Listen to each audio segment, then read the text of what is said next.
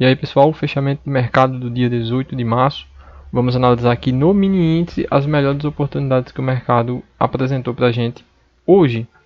Bom pessoal, rapidamente falando, o índice ele já abriu aqui com gap de baixa, levemente negativo. Porém, foi muito rápida a recuperação aqui, jogando o preço mais de 1.100 pontos para cima. Então um fluxo comprador enorme aqui. Porém, ele estava até continuando a tendência de alta que ele nos apresentou ontem, e com essa força aqui compradora absurda, a gente poderia pensar em uma continuidade da alta. Porém, lembra que a gente fala sempre de olhar a visão macro, a visão como um todo, e não só a visão micro, né? Então olha só, aquela queda desde lá de janeiro que a gente falou, se a gente olhar bem o preço hoje, encontrou o nível de 50% de toda essa queda. Olha lá, 50% de toda essa queda. E daqui o preço não passou, ele chegou a violar, chegou a ficar acima desse cenário por alguns minutos, mas era uma região muito forte aqui e acabou jogando o preço para baixo. O preço acabou trabalhando em uma tendência de baixa durante o pregão de hoje, o dia 18, né?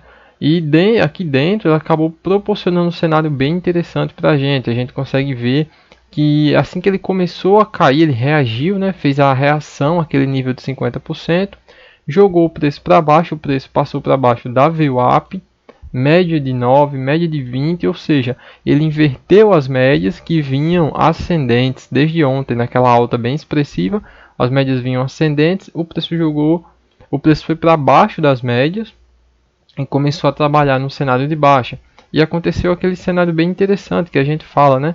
Quando o preço ele corrige toda uma pernada de expansão, ele acaba ativando o espelhamento. E foi o que aconteceu. Olha só, o preço subiu bastante aqui, 1.100 pontos, e depois caiu. Olha a presença dos candles negativos aqui. Não tinha um candle branco, só os candles pretos aqui mostrando força dos vendidos aqui. E acabou perdendo essa região. E como a gente falou, o preço subiu, pagou todo o movimento e ainda rompeu essa região, ativando o possível espelhamento desse movimento de expansão aqui de alta.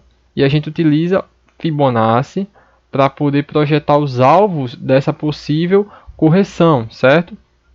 Olha lá, como é que a gente faz isso? A gente pega o início do movimento e no caso do espelhamento a gente utiliza essa primeira perna aqui, a perna de expansão, certo? Ó, primeiro alvo, segundo alvo, que foi cravado só lá no fim do dia. Antes disso, o preço nos apresentou outro cenário, certo? Mas só para mostrar aqui a vocês, já adiantando, que no fim do dia ele foi buscar o segundo alvo, reproduzindo todo esse movimento aqui para baixo. Mas continuando aqui, antes de chegar no primeiro alvo, o preço reagiu forte, certo? E por que ele reagiu? É aqui que entra mais uma vez a visão um pouco mais macro. Se a gente pega toda a subida que o mercado fez ontem, certo?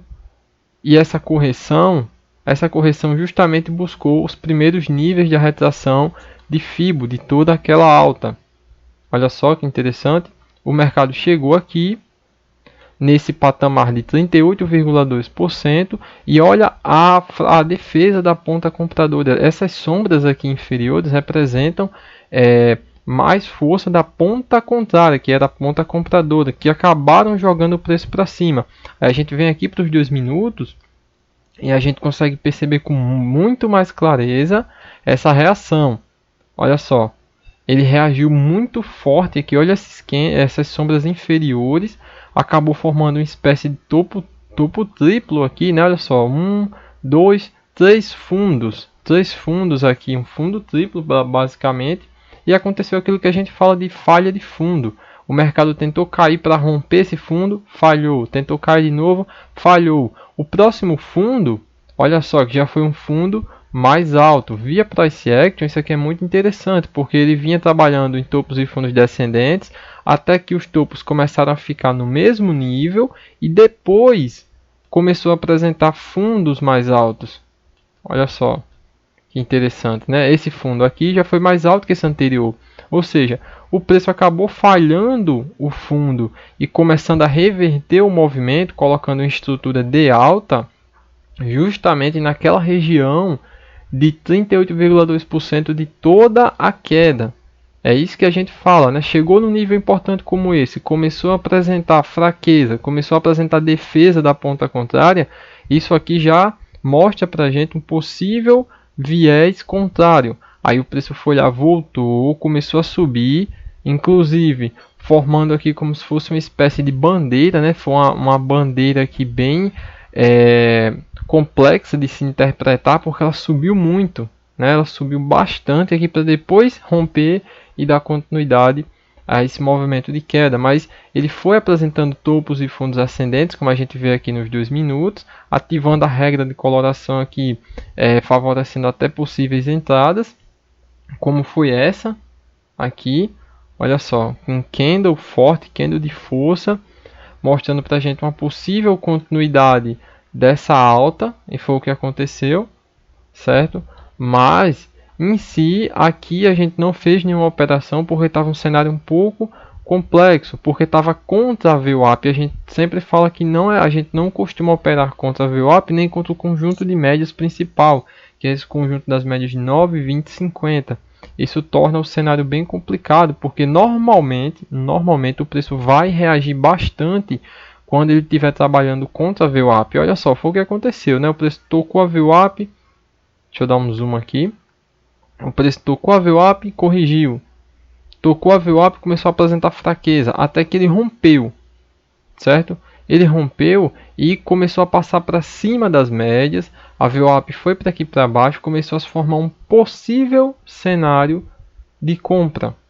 Um possível cenário de compra, até porque ele reagiu no nível de 38,2% de toda essa alta. Poderia ser somente e apenas uma correção até esses níveis para retomar a tendência de alta, certo? Mas não foi o que aconteceu. O mercado ele ficou trabalhando numa espécie de bandeira, como a gente falou, um pequeno canal, olha só.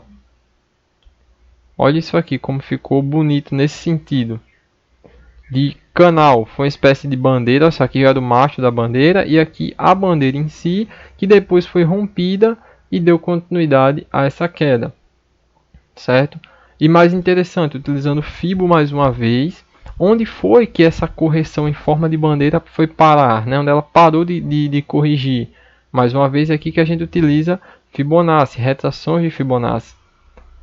Inclusive, aquela dúvida de sempre, né? Traçar de cima para baixo ou de baixo para cima. A gente já explicou no nosso vídeo sobre retração de Fibonacci, que quem ainda não viu, a gente acabou de postar, vai estar aqui no card aqui em cima. Olha só, a gente sempre faz a retração de acordo com a direção do movimento corretivo. Se o movimento corretivo for de baixo para cima, a gente traça de baixo para cima. Olha só. E onde o preço foi, pessoal? Mais uma vez até o nível de 61.8. E isso a gente considerando essa perna de queda aqui que foi bem forte, né? Foi uma perna de queda bem forte. O preço começou a chegar nos níveis dessa correção aqui, começou a reagir. Olha só, reagiu uma vez ao chegar ao 38 e aos 50 reagiu de novo. Quando chegou no 61 não passou. Por mais que ele já tenha invertido as médias, olha só, ele já tinha invertido as médias, estava trabalhando com topos e fundos ascendentes, mas tinha esse cenário aqui da correção dessa queda. E uma coisa é certa, o nível de 61.8 ele sempre é um nível crucial dentre os principais níveis de retração de Fibonacci.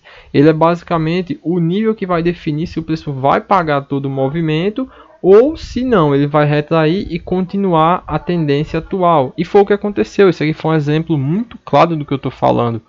Olha só, o preço trabalhou em topos e fundos ascendentes, em uma espécie de canal, como a gente já viu. Porém, ao chegar no nível de 61.8, ele não passou. Formou uma espécie de topo triplo aqui, justamente nessa região. Aí quando chegou aqui, aconteceu aquilo que a gente fala, né? Ele começou a falhar topos justamente em uma região importante de Fibo, assim como foi quando ele começou a falhar fundos aqui. Ele falhou fundos aqui na região importante de Fibo e subiu. Aqui ele falhou topo na região importante de Fibo e caiu. Olha só que interessante isso aqui. quando ele começou a falhar esses topos, trabalhar em possíveis pivôs de baixa, foi onde ele começou a caracterizar uma possível entrada. Só que, atenção, a gente não iria vender logo de cara aqui, a gente tem que esperar o preço sair desse range aqui, né, dessa estrutura para poder fazer uma operação. Por quê? Ele já estava falhando o topo, certo? Beleza, estava falhando o topo. Porém, olha a posição da VWAP, da média de 50, dessas principais médias. As médias estavam totalmente laterais e é um cenário que a gente não costuma operar. A gente fala do que? Do cenário ideal. Cenário ideal de compra, cenário ideal de venda. E aqui não era o cenário ideal, porque o preço estava trabalhando com as médias laterais. E o cenário ideal é quando as médias estão direcionais. É por isso que aqui não seria um momento bom para se operar. Mas, quando o preço perdeu essa região, olha só pelos 2 minutos o que aconteceu. O preço já estava abaixo das médias e o preço acabou perdendo essa região com candle de força. Isso é um sinal muito forte de entrada. Perdeu essa região. Depois de todo o contexto que a gente falou, né? Retrações de Fibo, começou a falhar topos na região importante de Fibo, começou a trabalhar em topos e fundos descendentes. E o que aconteceu? Rompimento aqui, já abaixo da VWAP, só lembrando, com força, com ignição. Nossa regra de coloração, inclusive, ajudou a gente, auxiliou a gente aqui. E aqui possibilitou, se possível, eu creio que foi a melhor possibilidade de entrada do dia, foi essa venda aqui, dando continuidade àquele movimento inicial que ele fez, né, lá no início do dia. E aqui acarretou no preço pagar toda aquele espelhamento, como a gente já viu, né? Olha só, espelhamento aqui que a gente já trabalhou isso.